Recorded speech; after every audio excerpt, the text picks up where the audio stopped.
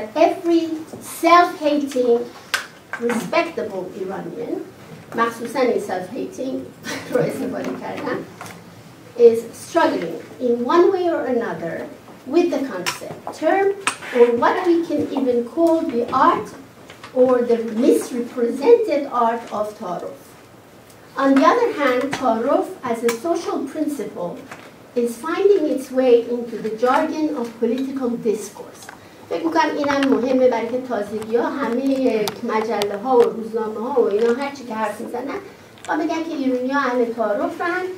بنابراین اگه شما می‌خواید با ایران رابطه سیاسی برقرار کنید اول بفهمید که تaarof یعنی چی.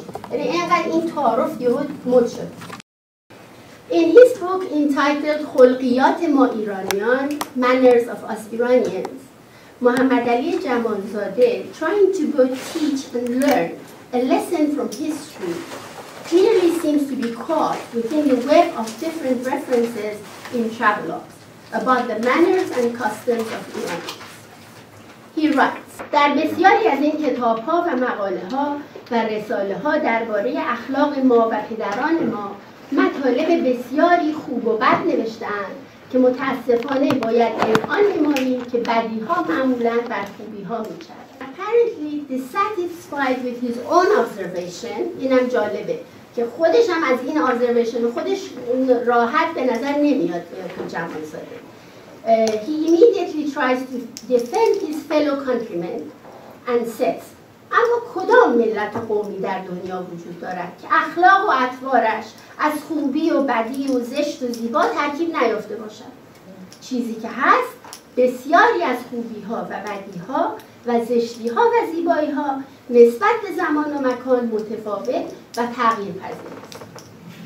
Following the above remark and mentioning that philosophers such as Pascal in the West and Attar and Molavi from the East confirm the above view, he suggests that each nation may have certain manners and customs which may be pasandide و مقبول, admirable and acceptable to its people, but may seem nekuhide و makruh, undesirable and abominable to other nations. That rarely comes up in this collection of essays in morality.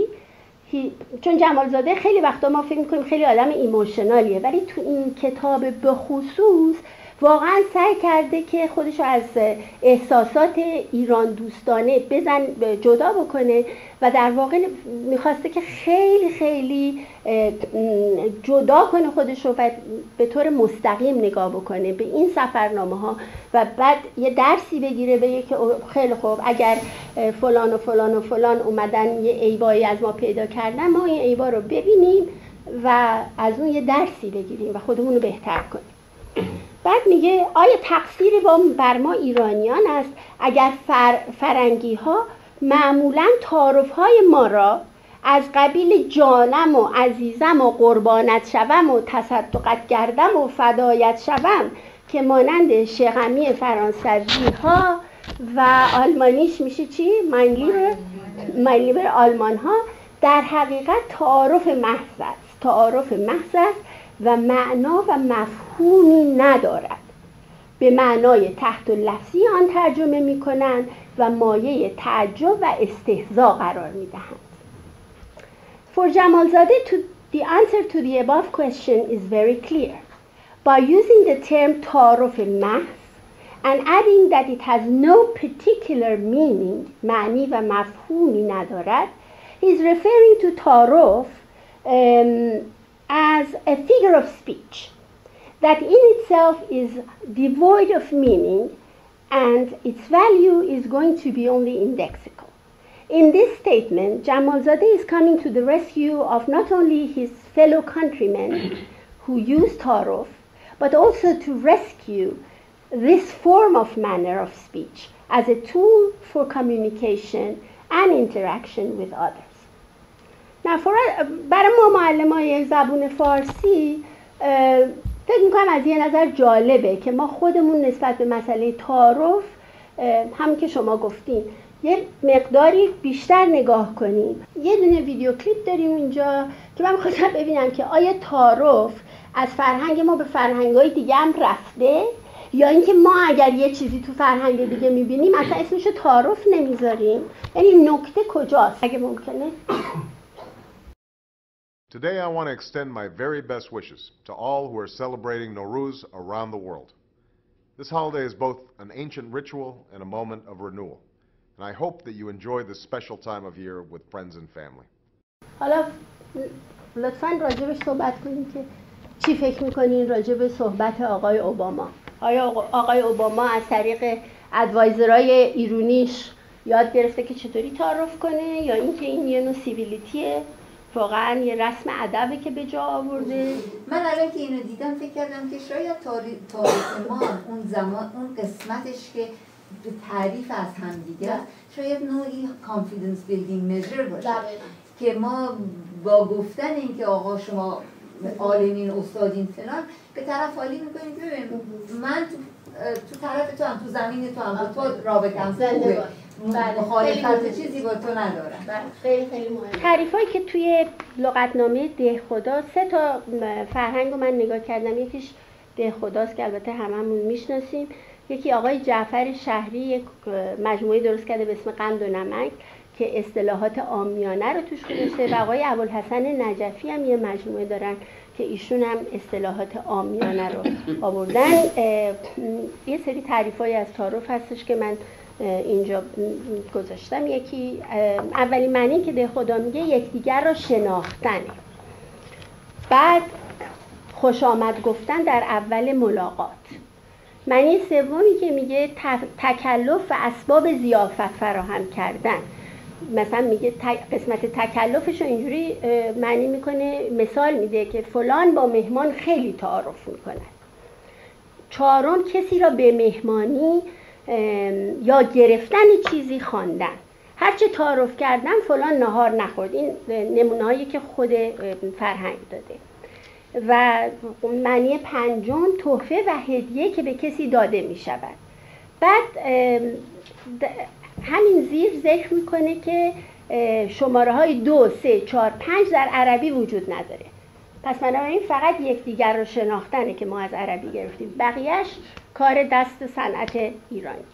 In a collection of Tehrani proverbs called قند و نمک brings examples of ta'aruf in its pejorative sense, which seems to be the concern of most Iranians, especially the younger generation these days.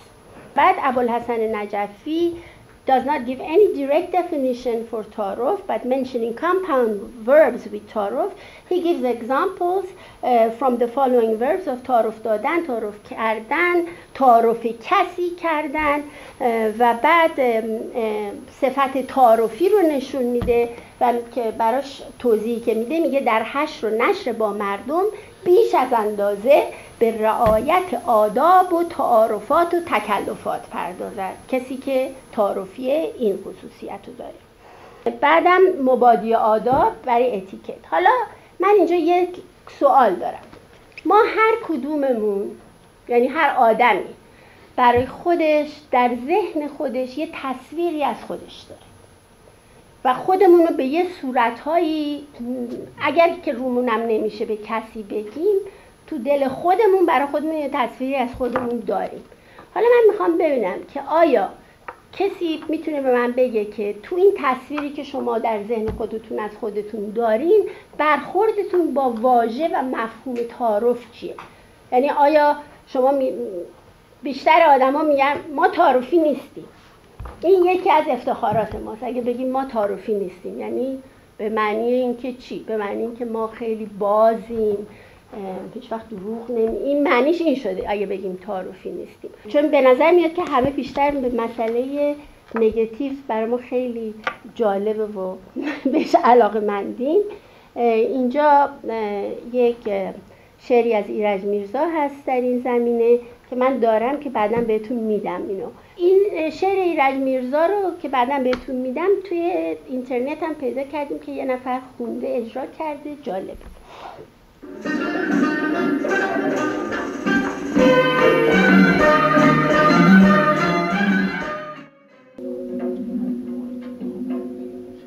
یارب این عادت چه می باشد که اهل ملک ما راه بیرون رفتن از مجلس در نمی کنند. خانه بنشینند با هم خوب و برخیزند خوش چون به پیش در بزنند دیگر رحم می‌کنند همچنان در موقع وارد شدن در مجلسی گه پیش رو مسئله که اینجا این شعر بر من لااقل جالب بود اینه که ایرج اصلا راجع به کلمه تعارف توی این اصلا صحبت نمی‌کنه، راجع به ادب صحبت می‌کنه که همون قسمت ادبی که شما گفتید معادل تعارف مطرح شده، ولی به خاطر برای مردم خیلی نسبت به این مسئله خیلی با نظر اعتقادی نگاه می‌کنه، در واقع از فعل رم کردن استفاده می‌کنه که ما برای دوستان چهارم ازشون استفاده می‌کنیم. برای این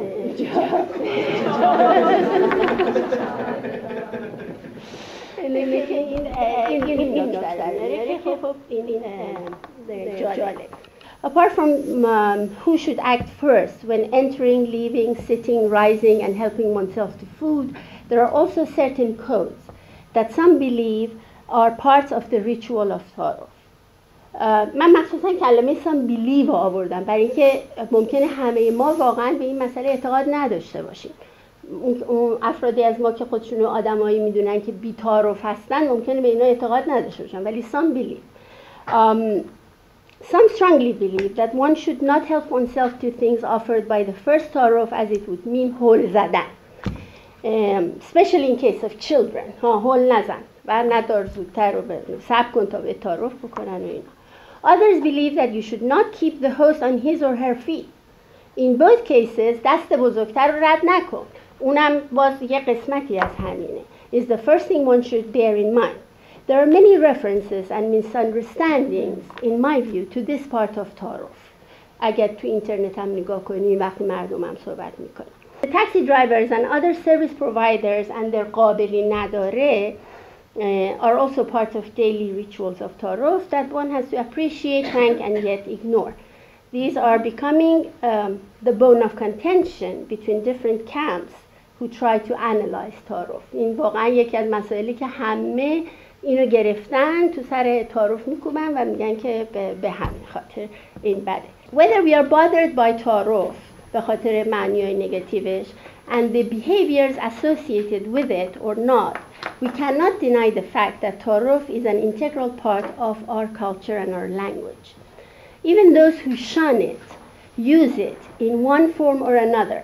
من حتی پیش خودم داشتم فکر می‌کردم که من اگه بخوام یه معما درست کنم و به شما بگم که اون چیه که همه ایرانی‌ها ازش بعدشون میاد ولی خودشون هم همه میکنن، فکر کردم فوری اگه من این حرفو بزنم همه به این نتیجه میرسیم که اون چیز تعارفه، یعنی انقدر جزء وجود ماست بکنم یه معمای اینجوری درست کنیم. From praise to a simple compliment to someone's appearances, their cooking, thanking God for the health or success of others are utterances or behaviors that come under the category of taarof. Now let's look at William Beeman, the sociolinguist and an expert of semantics of interactions, when he talks about taarof. While acknowledging that taarof encompasses broad, complex behaviors, Beeman also defines taarof as compliment, ceremony, offer, and present. The same terms that, of course, De Khuda had used. These are just English versions of what De Khuda had said in the Lughatname. What Beeman contributes here, of course, is to describe taarof, and I'm quoting him here, as behaviors that mark and underscore differences in social status. Although here I believe Beeman is too quick to come to such conclusion, but his elaboration on the idea is interesting. He says, quotation, "Indeed, I would maintain that taarof is the active, ritualized realization of differential perceptions of superiority and inferiority in interaction." Indeed, I would maintain that taarof is the active, ritualized realization of differential perceptions of superiority and inferiority in interaction. What Beeman calls the ritualized realization of the differential perceptions of superiority, here I would call هنر داد و ستد کلامی. This is what I call it, هنر داد و ستد کلامی, by which two parties engage themselves in exchanges that can quite be delicate and elaborate. Such instances of engagement, as Beeman also points out, are always to a degree reflexive or indexical of an interaction situation.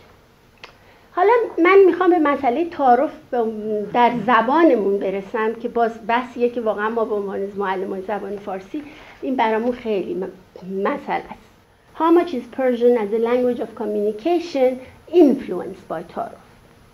We of course know that although Persian does not differentiate between genders, it does differentiate between people. The fact that we use to and shoma to show our level of familiarity and politeness to our listener, and the plural pronoun ishan to refer to the third person with whom we are not on close terms introduces a level of differentiation and status into our communication and negotiation. But to interact politely and courteously, همون courtesy که شما عنوان کردید قبلا, in Persian we do not stop here. فقط با شما و ایشان و اینا برای ما کافی نیست. ما خیلی احتیاجات بیشتری احساس میکنیم وقتی میخوایم مؤدب باشیم. یعنی این تازه شروع کار. We have different pronominal systems as well as verbal systems that can assist us in weaving a glorious fabric of language, worthy of those exalted ones that we have in our minds. برای ما بعضی از آدما یه استاتوس خیلی بالایی دارن که اینو وقتی که ما با زبون راجبش داریم حرف میزنیم یهو کم کم میبینیم که این آدم خیلی هم از اونی که اول فکر میکردیم واقعا بالاتر رفت. گاهی وقتا به نظر میاد که زبون ما رو میکشونه به یه جایی که خیلی هم دست خودمون شاید نیست و میریم. There are many words that we use instead of regular pronouns to relay our higher level of politeness and courtesy towards others. As both Beeman and Jamalzadeh point out, the issue of self-lowering and other raising.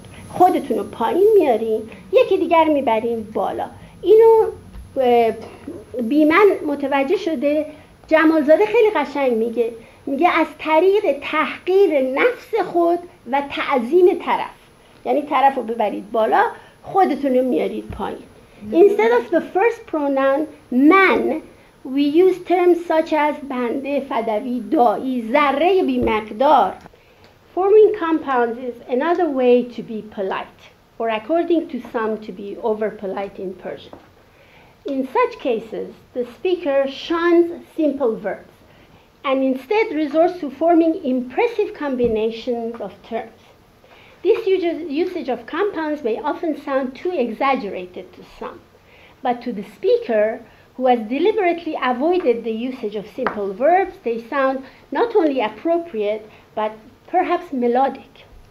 For such speaker, such usage of compounds functions as a device to break the monotony and simplicity of regular ordinary verbs. It is as though the speaker is finding simple verbs too ordinary, and in other words, not worthy of talking to or about his or her imaginary party. As though the regularness of, if you will, of these verbs lowers them to such a level that they become incapable of expressing things about his or her imaginary party. Let's look at a few compounds here that elevates the status of that imaginary person. مثلا حالا در این مورد میتونیم بگیم که وقتی که ایمجینری پارتی طرف ما هست، یعنی اون داره گوش میده، ما داریم راجع به اون صحبت میکنیم، چه اتفاقی؟ For example, this imaginary party, with his or her exalted position, can never simply give something. یعنی فعل دادن یهو برای این آدمی با اون ابهت واقعا ارزشش رو از دست میده. فعل دادن مناسب اون نیست. The verb dadan is simply too humble a verb for such a person. The high status of this person affects the action of giving dadan, from being a mere giving action to an elevated act of giving, which demands another verb with more caliber. Therefore, he can never simply give us a book. but in his benevolence کتاب مرحمت میکند. And in case of the verb دادن, when we want to use دادن, then محبت کردن and لطف کردن has to come, otherwise دادن in itself is not good enough for this person. He is مرحمت. We, on the other hand, when we are trying to give something to that imaginary friend with his exalted position, cannot occupy the same elevated position, we are left to find our own verbs here. Now, the naive deduction may be that here we can breathe easily and say, okay, we find our regular verbs. Persian has regular verbs, we can use it. No. The answer is no. That is a very, very grave mistake. To someone whose status you have just elevated in your mind, you cannot and will not simply give something. Here, the simple verb of دادن changes its status. While in the above example, this verb sounded not worthy and too small for the status of that mighty imaginary person or imaginary giver, here this verb finds negative power and therefore will come across as being too pompous or too brash. By giving something in the دادن sense of the word to someone exalted, you will be in fact lowering the status of that person. اگه فعل دادن رو با اون استفاده کنید. To an exalted person, شما هرگز چیزی نمیدهید. If you are giving something to this imaginary person, you will offer them things. Go ahead, feel free, تقدیم کنید، در اختیار بگذارید، پیشکش کنید، ولی هرگز ندهید، برای که اون status اونو میاره پایین. پس نمیتونید. For your imaginary party, of course, you will use either verbally or in your mind the verb فرمودن when you want to express what he or she said or might have said. The simple verb of گفتن does not have the power to carry the magnitude of the meaning that that exalted person wants to relay to you. No. But when it comes to the humble you may wish to say something to that imaginary person. وقتی میخواید بگید, be sure to avoid ordinary verbs again. این ordinary verbs بیچاره یا ناگهان اونجا هم نمیتونید استفاده بکنید. Here again verb گفتن will sound too pretentious. شما نمیگویید. Here again what you can do is to say عرض میکنم, خدمت شما عرض میکنم. And these are the verbs that you use. These are the compounds that you use to talk to that elevated person. The ever delicate point here, which shows the subtlety of our language, is that no one, excluding those with God-given glory or farah izadi, no one can occupy that exalted position forever. If tables turn, you can be that person, and that person would not be there, would not occupy that chair anymore. The elevated position can soon be vacant for you as soon as the tables are turned. Meaning that as soon as the tables are turned, indeed you can and you will be the so-called person for others. Unless, of course, you belong to the disinherited of the world. In that case, you may need another revolution. If it helps you or not, we don't know. The verbs like, مثلا شما رفتن استفاده نمی کنید، باید بگید تشریف بردن. آمدن استفاده نمی کنید، میگید تشریف آوردن. بودن استفاده نمی کنید، میگید تشریف داشتن. خدمت رسیدن، خدمت کسی رفتن، در خدمت بودن، شرفیاب شدن، سرافراز کردن. Then from your point of view زیارت کردن، اونها رو from their point of view ملاحظه کردن. These are. And even to get a little macabre, دیار فانی را ترک کردن، وداع با دیار فانی، فوت شدن، فوت کردن can be the verbs that will show both you and your imaginary friends when you depart from this world. So here we are very democratic. You change the seats. You are in the exalted position. When you are leaving, you are being mentioned as دیار فانی را ترک کردن. Now, taarof, closeness and respect. It's interesting to note that taarof and its related terminology are mostly used for people who are removed from you. اینم جالبه که ما اونایی که وقتی با هم صمیمی‌تر هستیم تaarof رو کمتر استفاده می‌کنیم. There is in fact a reverse relationship between the closeness to a person and using such elaborate terms. However, the amount of taarof that you use can have a direct relation to the amount of respect that you have for other people.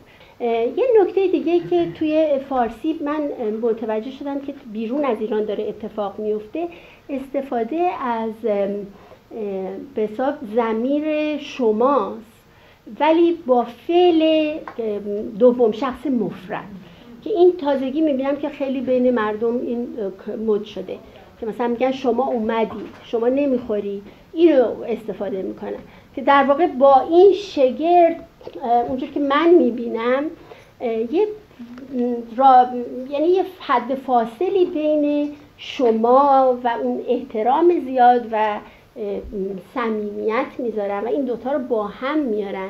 من هم برای تو احترام قائلم، هم صمیمی هستم. یه درجه یه نوانسی داره که به نظر من فرق داره. یعنی شما فکر کنید که خیلی خیلی دیگه با این آدم صمیمی هستین، این با اون شمایی که گفته در واقع یه کمی جلوی شما رو گرفته، اونقدر نیست ولی با شما صمیمی اینقدر هستش که فعل دوم شخص استفاده کنید. تaarof از تابو این چیزیه که واقعا این روزا دیگه بحث ماست که اگه تا یکی بگه تaarof یعنی ما یهو آب میشیم که واویلا اینا دارن چی میگن، منظور بد دارن، حرف ما رو نمیفهمن، فکر میکنن ما داریم چاپلوسی میکنیم، فکر میکنن ما صادق نیستیم. بنابراین تaarof از چاپلوسی و عدم صداقت. Our ears are ready to interpret certain kinds of praise and show of respect as being exaggerated, and therefore we prefer to label them as چاپلوسی or اغراق. Having left the Qajar period behind and having seen many specimens of the period's writings and having heard of those multi-layered honorary titles, it is easy for us to categorize them all as چاپلوسی. In many examples in our readings about the past, whether written by the Western travelers such as James Morier که آقا رو اشاره کردن, who traveled to Iran during Fatali Shah's period, or تبغنیه در قرن 17 دربار صفوی، or many others that جمالزاده referred to. این کتاب خلقیات ما ایرانیان، من فکر می‌کنم شما اگه نگاه کنین یه ریویوی بهتون میده. جمالزاده referred to, or by a certain number of Iranians who wrote their autobiographies or خاطرات روزانه such as اعتماد السلطنه و حاجی سیاح. We see complaints about the issue of flattery in the ruling elite. In مسئله. It is possibly such experiences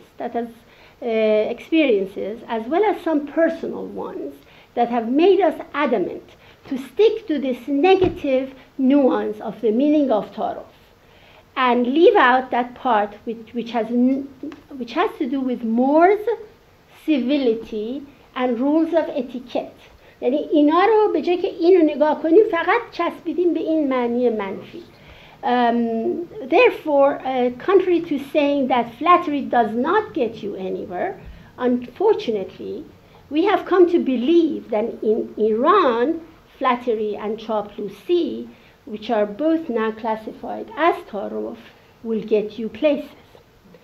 That's why we are taken aback when we see that our heroes of history, such as Mirza Taqi Khan Amir Kabir, also address Nasiruddin Shah with the same respectful words that some others who had no intention but flattery had used. یعنی اینجا برای ما فرق گذاشتن به این دو تا سخت شده، اگه بعضی از نامه‌های امیر کبیر رو بخونید می‌بینید که او هم خیلی مؤدبانه داره با ناصرالدین شاه صحبت میکنه، همون جوری که مثلا کسای دیگه ممکن بود صحبت کنه، ولی اونم اونجوری نوشته. Or while we have no problem calling flattery and چاپلوسی the way Alam addressed Muhammad Reza Shah, we frown with surprise when we see that Dr. Muhammad Mossadegh also addresses the Shah with much respectful words. اینا برای ما قابل قبول نیست، برای اینکه تو ذهن ما اینجور حرفا مال چاپلوسیه و نمیخوایم قبول کنیم که نه، اینا یه مقدارش هم ادبه، یه مقدارش هم کرتسیه، یه مقدارش سیویلیتیه، یه مقدارش لنگویج سیاسته، سنته، همه اینا هست. پس ما نمیتونیم همه اینا رو چیز کنیم. Unfortunately, what we used to call the rules of etiquette and civility nowadays have been branded as taarof, and their absence is bringing praise and frankness. So we readily attribute any trace of praise that we do not appreciate to this meaning of taarof. It is this meaning that people of the media are also concerned. اینو میبینید که شما اگه برید تو اینترنت میبینید که میدیان حالا خیلی دیگه تو امریکایی با این علاقمند شده. I'll bring one example of many. In an article entitled The Fine Art of Hiding What You Mean, Michael Slackman, who's a Cairo bureau chief of New York Times, who according to himself is trying to make no stereotypes of Iranians as liars، برای که اول آرتیکلش اینجوری شروع میکنه که مردم میگن ایرانی‌ها دروغگوان، ولی که این خیلی بده که ما اینو استریوتایپ بکنیم و اینا. اینو اولش میاره که دست خودشو بشوره در واقع از هر چی که میخواد بگه. بعد میگه که recommends Washington to try to hear what Iranians are really saying, not what Americans think they are saying. For him, therefore, understanding a social principle in Iran called taarof, in quotation بودم میگه understanding a social principle in Iran called taarof can pave the road to peace, that according peace and war, either one, that according to him runs through Tehran. حالا این قسمت نگاتیو بود و فقط برای اینکه دو تا معنی بگم که خود ما هم استفاده کردیم. تaarof اومد نیومد داره. تaarof شاه عبدالعظیمی که هم ده خدا هم نجفی و هم آقای شهری همه اینا رو میارن که تaarof شاه عبدالعظیمی در واقع یک نفریه که خونش بیچاره بدبخت تو شاه عبدالعظیمه و به خاطر احترامی که همیشه هست که آدم مهمون حبیب خداست و باید تعارف کنیم که بیاین خونه ما، خونش در این خطره که پاتوق هر کس که میخواد بره زیارت بشه. در نتیجه یه جوری میگه بفرمایین که در واقع معنی میده که تو رو به خدا نیا. و تعارف اومد نیومد دارم باز دوباره همین قسمت بی صداقتی رو نشون میده بنابر به خدا و نجفی و شهری. In conclusion, looking at the idiomatic usage of the word taarof, one cannot help but see how close this term has come to mean hypocrisy in Persian language. It is this negative nuance that is dominating the colloquia of many Iranians, young and old, as well as those who are looking at Iran from the outside, in trying to figure out the reasons why communication with Iran is difficult. These people are finding taarof to be a good scapegoat. بحثی که کردیم یه قسمتش این بود که واقعا آیا چه مقدار از چیزهایی که ما حالا قسمت نگاتیو تaarof رو نمیخوایم، نکته منفی شونه، ولی قسمت مثبت که آیا تaarof چه مقدارش واقعا چیزیه که همه ملل توش شریکن و این صحبتایی که ما میکنیم به عنوان تaarof دیگران هم همین رو میکنن. حالا یه اسم خاصی براش نذاشتن به این صورت.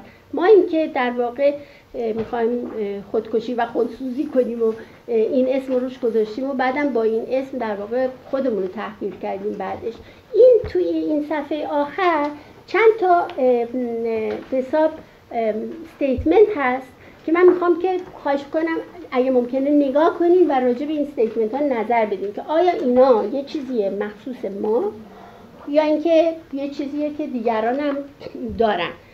شماره 1 از همین آقای اسلکمنه میگه people are expected to give false praise and insincere promise.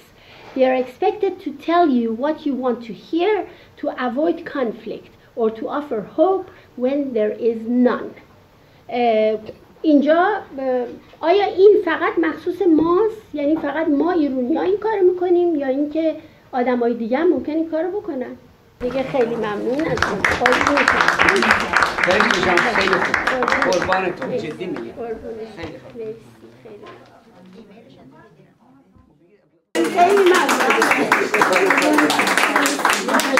شما نهار آماده